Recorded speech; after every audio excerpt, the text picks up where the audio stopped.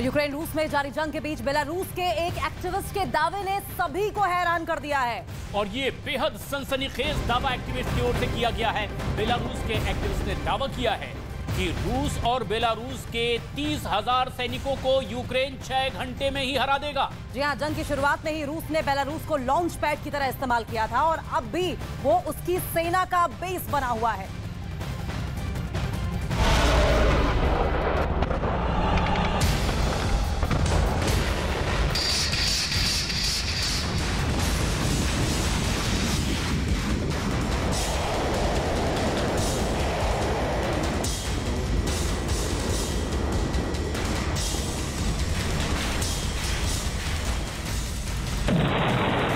Belarus पर भारी पड़ेगा पुतिन का साथ?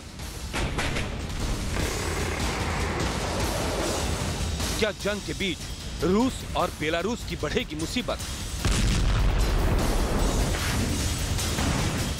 6 घंटे में ढेर हो जाएंगे रूस और बेलारूस के 30,000 सैनिक। यूक्रेन और रूस के बीच चल रही जंग अभी खत्म नहीं हुई है। एक बार फिर बात परमाणु हमलों की धमकी तक पहुंच गई है। रूस लगातार अपने तेवर दिखा रहा है, तो वहीं जंग की शुरुआत से ही रूस बेलारूस को लॉन्च पैड की तरह इस्तेमाल कर रहा है और वहीं से यूक्रेन में घुसकर रूसी सेना ने ताबड़तोड़ हमले भी किए हैं।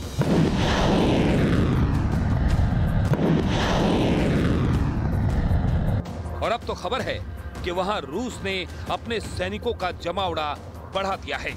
रूस के हजारों सैनिक बेलारूस पहुंच गए हैं। इसके साथ ही उसकी सेना के सैकड़ों टैंक और बख्तरबंद गाड़ियां भी वहां जमा हो गई हैं।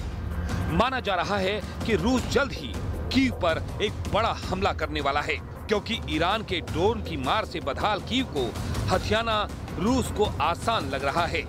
और बेलारूस तो पूरी तरह से उसके साथ खड़ा ही है। उसने न केवल अपनी जमीन पुतिन के कदमों में बिछा रखी है, बल्कि वो जंग में अपने सैनिकों को भी उतार सकता है। लेकिन दावा किया गया कि दोनों देशों के 30,000 सैनिक भी आ जाएं, तो उन्हें 6 घंटे में ही खत्म कर दिया जाएगा, क्योंकि इस बार बेलारूस पहुंची पुतिन की सेना में वो बात नहीं है जैसी जंग की शुरुआत में थी। दावा किया गया कि पुतिन ने जिन लोगों को सैनिक का नाम देकर रूस से भेजा है, वो जंग के लिए पूरी तरह तैयार ही नहीं है और इसी वजह से उन्हें ढेर करने में यूक्रेन की सेना को ज्यादा वक्त नहीं लगेगा। दावा है कि पुतिन ने बेलारूस में जो सेना भेजी, उनमें न तो ट्रेंड सैनिक हैं और न ही भाड़े के खतरनाक सैनिक, बल्कि रूस के अलग अलग इलाकों से जुटाए गए लोगों को हथियार देकर लड़ने के लिए भेज दिया गया है। दावा किया गया कि रूस से भेजे गए सैनिक अभी ट्रेनिंग ही ले रहे हैं।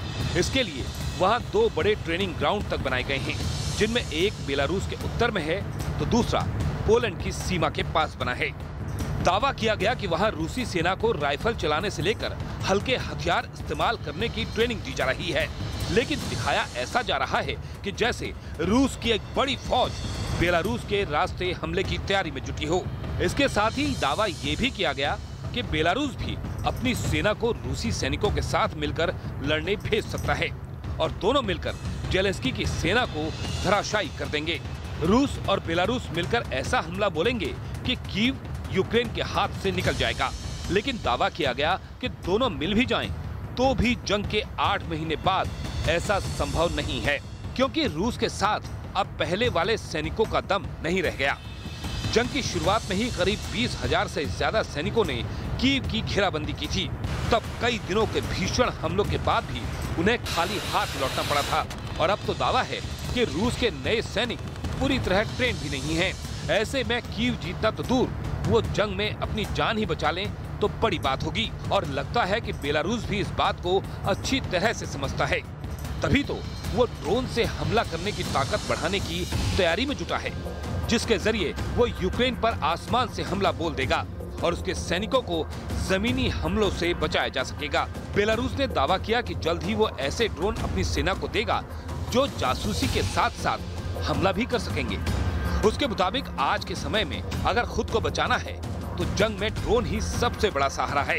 इसके साथ ही बेलारूस ने दावा किया कि उसकी सेना को आधुनिक टैंक, बख्तरबंद गाड़ियों और खतरनाक हथियारों की भी जरूरत है, जबकि लंबी दूरी तक मार करने वाली मिसाइलें भी उसे चाहिए। माना जा रहा है कि पुतिन के दबाव में देर सवेर बेलारूस की सेना को भी जंग में उतरना ही पड़ेगा और इसलिए वो अपने आप को मजबूत करने की तैयारी में जुटी है।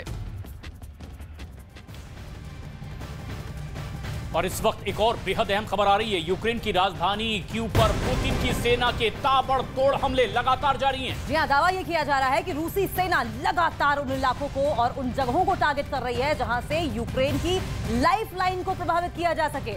और अब खबर यह आ रही है कि रूस के ऐसे ही हमलों की वजह से यूक्रेन में बिजली और पानी को लेकर हाहाकार मचा हुआ है। जी हां, लोग एक एक बूंद पानी के लिए अब तरस रहे हैं।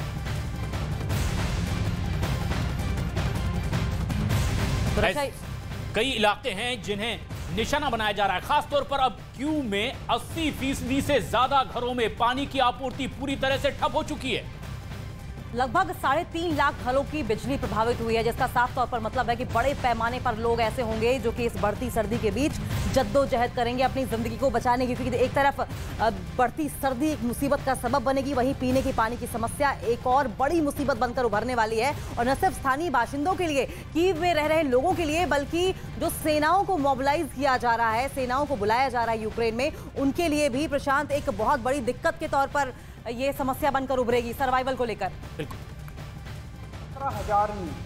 17,000 तो बिगिनिंग है, 17 लाख लोगों को और अंत पंत में 2 करोड़ दिल्ली के लोगों को योगा सिखाएंगे हम। और हम देखते हैं कि कैसे रोकते हैं ये लोग अपनी सत्ता का दुरुपयोग करके रोकेंगे तो दिल्ली की जनता जो है वो इसका जवाब देगी। और अभी तो दिल्ली में शुरू हुई है। मेरी भगवंत मान साहब से जो पंजाब के मुख्यमंत्री हैं उनसे भी बात हुई है। पंजाब के अंदर भी हम पंजाब के 3 करोड़ लोगों को योगा सिखाएंगे। गुजरात में हमारी सरकार बनेगी, गुजरात में भी हम लोगों को फ्री में योगा सिखाएंगे, सब लोगों को योगा सिखाएंगे। और मुझे पूरा यकीन है एक दिन ऐसा आएगा जब देश के 130 करोड़ लोगों को हम लोग फ्री में योगा सिखाएंगे। इनके पास सत्ता है और सत्ता का अहंकार है, उस सत्ता का दुरुपयोग कर रहे हैं। हमारे पास दिल्ली के 2 करोड़ लोग हैं और उन 2 करोड़ लोगों का साथ है। कहते हैं ना कि मारने वाले से बचाने वाला ज्यादा ताकतवर होता है, ज्यादा अच्छा होता है। वैसे ही काम रोकने वाले से काम करने वाला ज्यादा अच्छा होता है। ये लोग सोचते हैं कि ये इतने पावरफुल हो गए हैं, इतने पावरफुल हो गए हैं।